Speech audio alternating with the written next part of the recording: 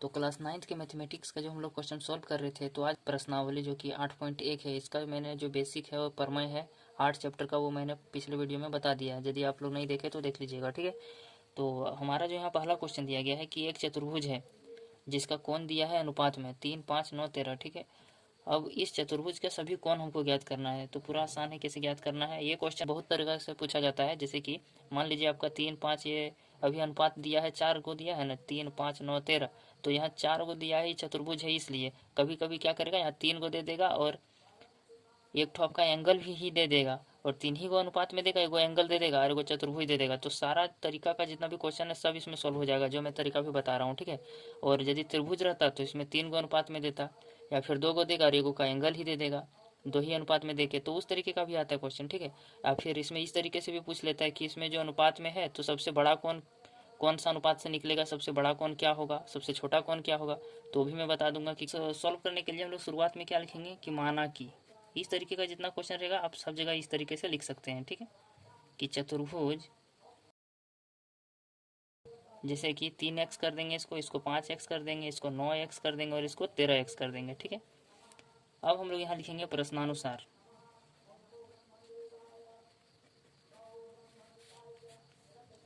तो प्रश्नानुसार हम लोग जानते हैं कि जो चतुर्भुज के अंतः कोणों का योग होता है वो क्या होता है, 360 डिग्री। तो यहाँ लिख देंगे कि चतुर्भुज के कोणों का योग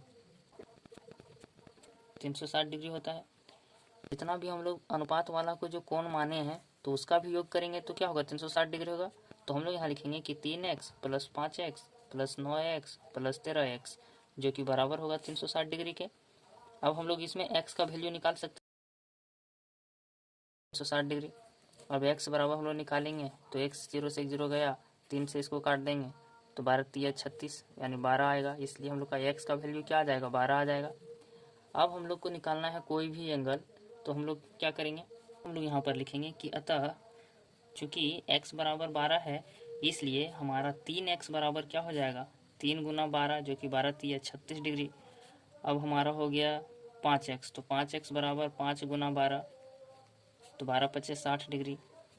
फिर हो गया यहाँ पर 9x, 9 गुना 12, 12 9 108 डिग्री।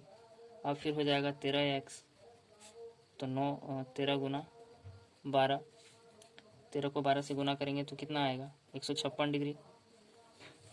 तो ये जो हमारा टोटल है यही हमारा आंसर है, ठीक है। यही हमारा क्या है, उत्तर है हमारा यहीं पर। क्वेश्चन नंबर 2 में हमें पूछा गया है कि यदि एक समांतर चतुर्भुज के विकर्ण बराबर हों तो दर्शाइए कि वह एक आयत है। इसमें हमें आकृति बनाकर नहीं दिया है तो हमें खुद से बनाना पड़ेगा, ठीक है। लेकिन लिखा है हमें क्या क्या है वो चीज़ पहले देखते हैं। तो क्वेश्चन में बताया गया है कि एक समांतर चतुर्भुज है जिसका विकर्ण बराबर है। तो कोई भी चतुर्भुज में 2 विकर्ण बनता है तो वो दोनों बराबर है, ठीक है। इसका कहने का मतलब वही है। और हमें दर्शाना कि वह एक आयत है। तो देखो समांतर चतुर्भुज बहुत तरीके का बनता है, ठीक है।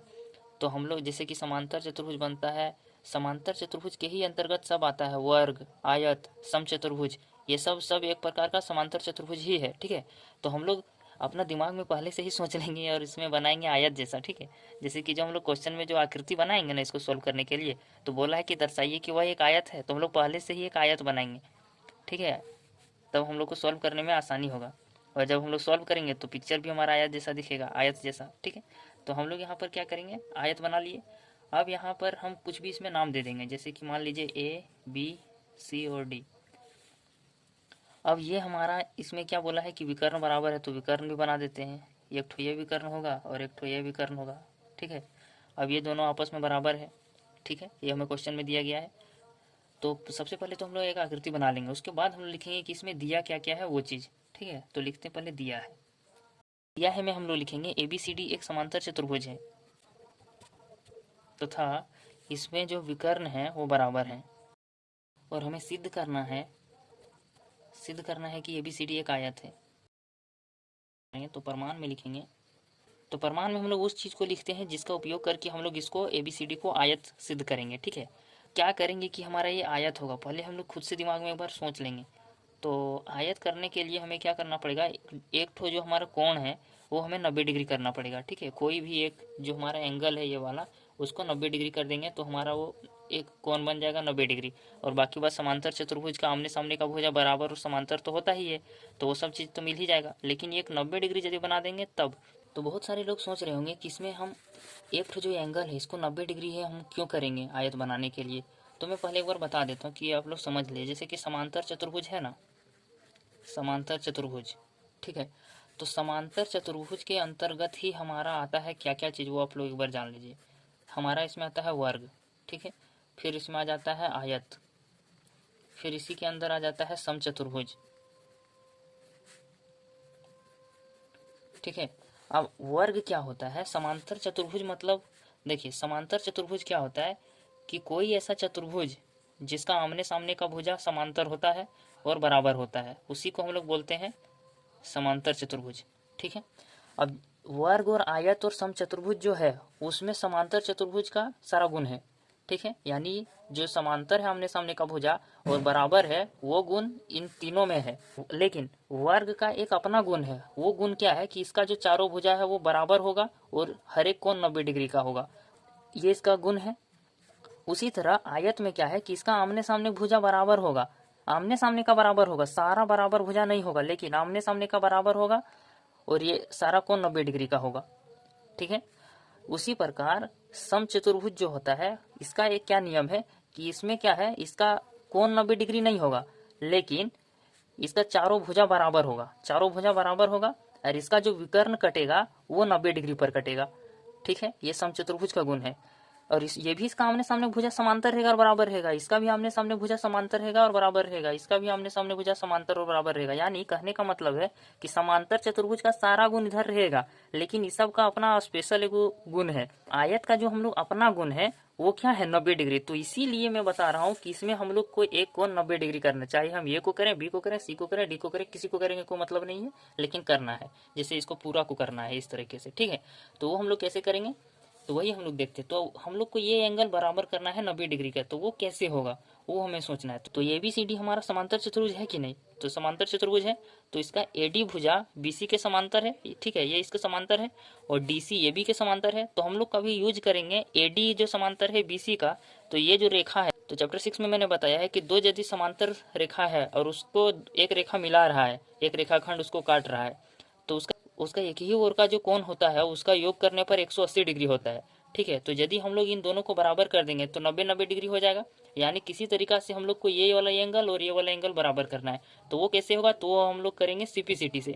लेकिन सीपीसीटी हमारा कब लगेगा, जब हम लोग दो त्रिभुज को सर्वांगसम करेंगे। तो हम लोग को दो ऐसा त्रिभुज लेना पड़ेगा जिसका उपयोग करके हम लोग इस एंगल को और इस एंगल को बराबर कर लें। तो वो एंगल हम लोग को बराबर करने के लिए कौन सा त्रिभुज लेना पड़ेगा, तो हम लोग लेंगे त्रिभुज ए बी डी। अभी वैसे ही हम लोग देख रहे हैं कि आएगा कि नहीं आएगा, इससे हमारा क्वेश्चन सॉल्व होगा कि नहीं वो देख रहे हैं, ठीक है। कि ए बी डी त्रिभुज लेंगे और बी ए सी त्रिभुज लेंगे। मैं इस तरीके से बता रहा हूँ कि जो आपको आप कोई भी क्वेश्चन आपको दे देगा ना, आप लोग सॉल्व कर लोगे। मैं इस तरीके से बता रहा हूँ, ठीक है। वैसे तो आप लोग को एग्जाम में यही क्वेश्चन देगा, मुझे पता है। जितना भी स्टेट बोर्ड है, चाहे वो 6 से 12 कोई भी क्लास लोगे, 1 से 12 तक सब सेम ही देता है एग्जाम में, ठीक है, चेंज नहीं करेगा। लेकिन मैं इस तरीके से बता रहा हूँ कि आप लोग कोई भी एग्जाम का क्वेश्चन सॉल्व कर लोगे, ठीक है। तो हम लोग को मैंने बता दिया कि इसको दोनों को बराबर करना है, वो बराबर करेंगे हम लोग दो त्रिभुज सर्वांगसम करके, तो सीपीसीटी से बराबर कर देंगे, ठीक है। तो दो त्रिभुज हम लोग को जो लेना है तो हम लोग भी अंदाजा से ले लेते हैं कि ए बी डी ले लेंगे और इधर बी ए सी ले लेंगे, ठीक है। तो हम लोग इन दोनों त्रिभुज को यदि सर्वांगसम कर पाए किसी तरीका से, तो हम लोग सबसे पहले देखेंगे कि दो त्रिभुज हमने फाइनल कर लिया कि इन दोनों को लेना है। अब हम लोग देखेंगे कि इसमें कौन सा सर्वांगसमता नियम लगा के दोनों को सर्वांगसम कर सकते हैं। तो सबसे पहली बात कि ए बी डी और बी ए सी, इस त्रिभुज में हमारा ए बी एक उभयनिष्ठ भुजा आ रहा है, यानी कि एक तो साइड हमारा हो गया, ठीक है, एक तो साइड हो गया।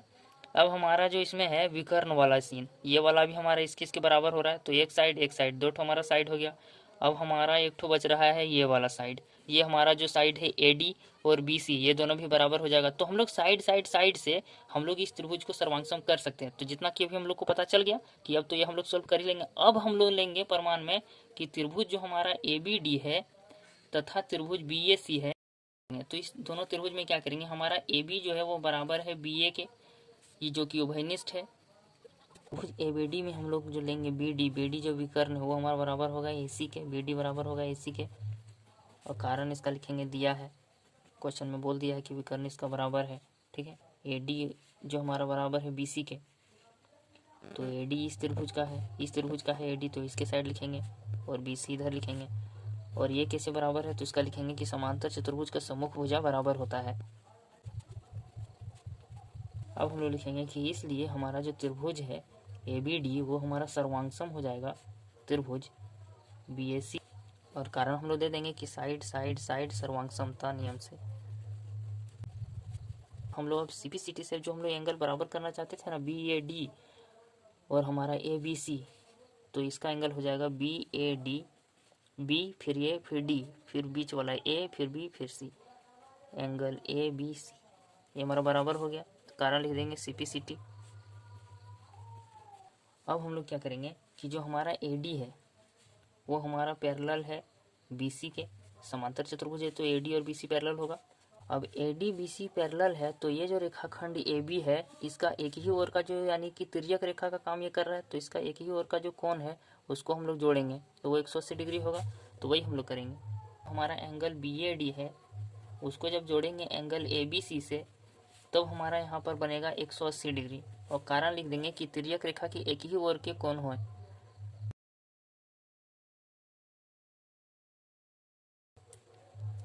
अब हम लोग लिखेंगे कि एंगल BAD और ABC जैसा कि हम लोग जानते हैं कि ये बराबर है, ठीक है। तो हम लोग BAD को हम लोग क्या कर देंगे ABC के फॉर्म में लिख देंगे, या फिर ABC को BAD के फॉर्म में लिख देंगे, एक ही चीज़, मतलब दोनों एक साइड लिखना, ठीक है, एक ही जैसा। तो ABC हम लोग लिख देते हैं, ABC प्लस ABC हो जाएगा और ये हो जाएगा 180 डिग्री के। इसका भी हम लोग कारण दे देंगे, समीकरण 1 दे देते हैं, इसको समीकरण 1 नाम दे देते हैं, ठीक है। अब लिख देंगे कि समीकरण 1 से, मतलब जब जरूरत पड़ेगा उसी समय हम लोग समीकरण बनाएंगे, ठीक है।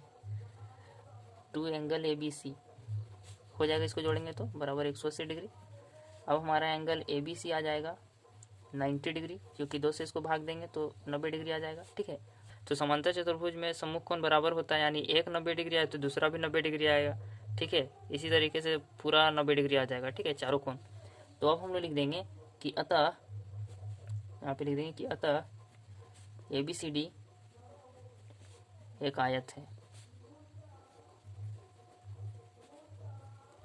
यही हमारा प्रूव्ड हो गया है, ठीक है। आशा करते हैं आप लोगों को समझ में आ गया होगा।